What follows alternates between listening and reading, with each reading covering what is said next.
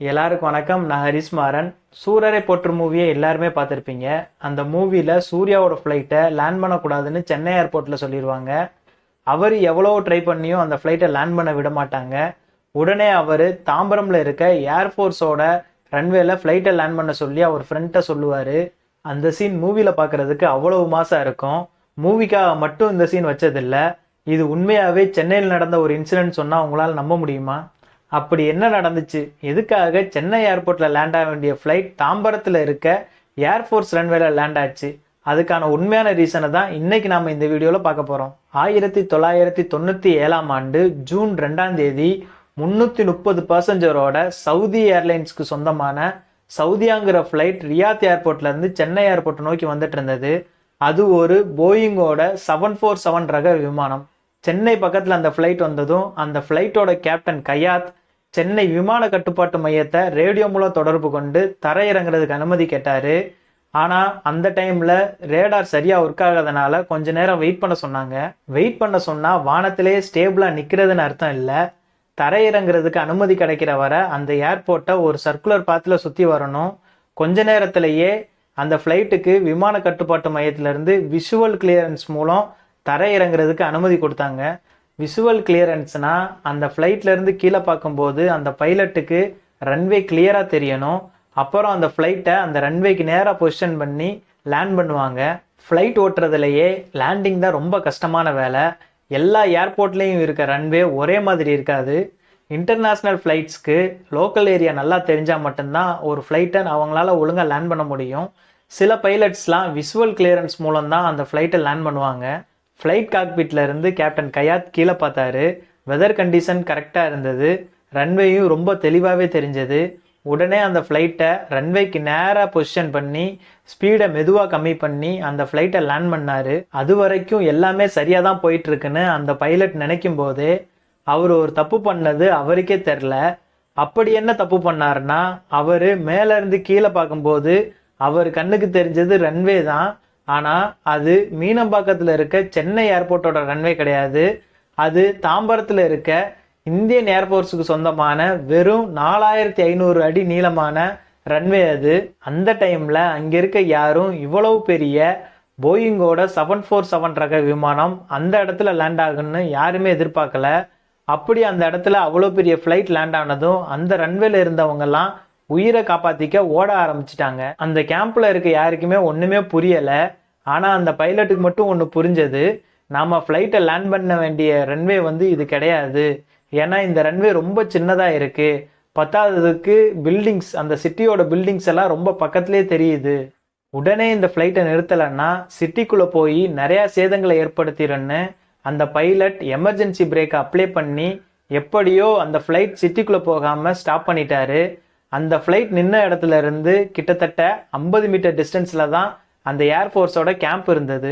அவ்வளவு பெரிய ஃப்ளைட் நின்னதும் அங்கேருந்து ஓடினவங்களாம் திரும்ப பார்க்குறாங்க. அந்த ஃப்ளைட்டோட டெயிலில் 2 கத்தி அப்புறம் பேரிச்ச மரத்தோடு சேர்த்து அரபிக் மொழியில் எழுதியிருந்தது. அதை பார்த்ததும் அரபிக் நாடுகள்லாம் சென்னை மீது போர் தொடுத்துட்டாங்களோன்னு பயந்து அந்த ஏரியாவையே சீல் பண்ணிட்டாங்க. அப்புறம் அந்த ஸ்டேஷனையும் க்ளோஸ் பண்ணிட்டாங்க. அந்த ஃப்ளைட்டோட கேப்டன் கயாத் சென்னை ஏர்போர்ட்டில் இருக்க கட்டுப்பாட்டு மையத்தை ரேடியோ மூலம் தொடர்பு கொண்டு, நாங்கள் ஃப்ளைட்டை லேண்ட் பண்ணிட்டோம், ஆனால் எங்கே லேண்ட் பண்ணோன்னு எங்களுக்கு தெரியலை, அதனால் நீங்கள் எங்கே நாங்கள் எங்கள் ஃப்ளைட்டை லேண்ட் பண்ணோன்னு பார்த்து சொல்ல முடியுமான்னு கேட்டார். நீங்கள் தானே ஃப்ளைட்டை லேண்ட் பண்ணீங்க, உங்களுக்கு தெரியலையா நீங்கள் உங்கள் ஃப்ளைட்டை எங்கே லேண்ட் பண்ணீங்கன்னு? ஆனால் கண்டிப்பாக சென்னை ஏர்போர்ட்டில் மட்டும் நீங்கள் ஃப்ளைட்டை லேண்ட் பண்ணலைன்னு கட்டுப்பாட்டு மையத்திலேருந்து சொன்னாங்க. அந்த ஃப்ளைட்டை எதுலேயும் மோதாமல் நிறுத்தினாலும் எமர்ஜென்சி பிரேக்கை ஹார்ஷாக அப்ளை பண்ணதுனால அந்த ஃப்ளைட்டோட லேண்டிங் கியர் உடஞ்சிருச்சு. அங்கே இருந்தவங்களுக்கு ஃபஸ்ட்டு என்ன நடக்குதுன்னு புரியாமல் இருந்தாலும் அப்புறம் கொஞ்சம் கொஞ்சமாக அவங்களுக்கு புரிய ஆரம்பிச்சிருச்சு. அது சென்னை ஏர்போர்ட்டில் தரையிறங்க வேண்டிய பேசஞ்சர் ஃப்ளைட்னு. வெளியில் என்ன நடக்குதுன்னு தெரியாமல் அந்த ஃப்ளைட்டுக்குள்ளே இருந்தவங்கெல்லாம் அங்கே இருந்த க்ரூ மெம்பர்ஸ்கிட்ட வாக்குவாதம் பண்ணிகிட்டு இருந்தாங்க. ஏன்னா ஃப்ளைட் லேண்ட் ஆனதுலேருந்து அந்த ஃப்ளைட்டில் பவர் இல்லை, அப்புறம் ஏசியும் ஒழுங்காக ஒர்க் ஆகலை. அப்புறம் கொஞ்ச நேரத்தில் நிலைமையை புரிஞ்சுக்கிட்டு எல்லாரும் அமைதியாயிட்டாங்க. 5 மணி நேரத்துக்கு அப்புறம் பேசஞ்சர் எல்லாத்தையும் லோக்கல் பஸ் மூலம் சென்னை ஏர்போர்ட்டுக்கு கூப்பிட்டு போயிட்டாங்க. இன்னொரு சிக்கல் என்னென்னா, இந்த ஃப்ளைட்டை இங்கேருந்து சென்னை ஏர்போர்ட்டுக்கு கொண்டு போகணும். மீனம்பாக்கம் பக்கத்துலான இருக்கு. ஸோ ஃப்ளைட்டை டேக் ஆஃப் பண்ணி ஈஸியாக கொண்டு போயிடலான்னு நீங்கள்லாம் சொல்லலாம். ஆனால் அதில் தான் ட்விஸ்டே இருக்கு. ஏன்னா தாம்பரம் ஏர்ஃபோர்ஸ் ஸ்டேஷனோட ரன்வே வெறும் 4500 அடி நீளம் மட்டும்தான். ஆனால் இந்த போயிங் 747 ஃப்ளைட்டை டேக் ஆஃப் பண்ணுறதுக்கு குறைஞ்சது 8000 அடி நீள ரன்வே தேவைப்படும். மறுநாளே சவுதியிலேருந்து ஆட்கள் வந்து அந்த உடஞ்சி போன லேண்டிங் கியர் அப்புறம் ஃப்ளைட்டில் இருந்த பிரச்சனையெல்லாம் சரி பண்ணிட்டாங்க. விமானத்துறை அதிகாரிகள், அப்புறம் விமானப்படை அதிகாரிகள், அப்புறம் சவுதியிலேருந்து வந்த அந்த விமானத்தோட நிறுவன அதிகாரிகள் எல்லாரும் பயங்கரமாக யோசனை பண்ணாங்க எப்படி இந்த ஃப்ளைட்டை சென்னை ஏர்போர்ட்டுக்கு கொண்டு போகிறதுன்னு. இதில் நிறையா சஜஷன்ஸை முன் வச்சாங்க. ஃப்ளைட்டோட 2 விங்ஸையும் கலட்டிட்டு ஃப்ளைட்டை ரோடு வழியாக ஏர்போர்ட்டு கொண்டு போய் அதுக்கப்புறம் ஃப்ளைட்டோட விங்ஸை மாட்டி டேக் ஆஃப் பண்ணலான்னு. ஆனால் சவுதி ஏர்லைன்ஸ் அதிகாரிகள் இதை வேண்டான்னு சொல்லிட்டாங்க. ஏன்னா அப்படி செஞ்சால் அவங்க விமான நிறுவனத்தோட பேர் கெட்டுருன்னு அவங்க சொன்னாங்க. அப்புறம் கடைசியாக அந்த ஃப்ளைட்டை தயாரித்த போயிங் கம்பெனியோட பல யோசனை பண்ணி ஒரு முடிவுக்கு வந்தாங்க.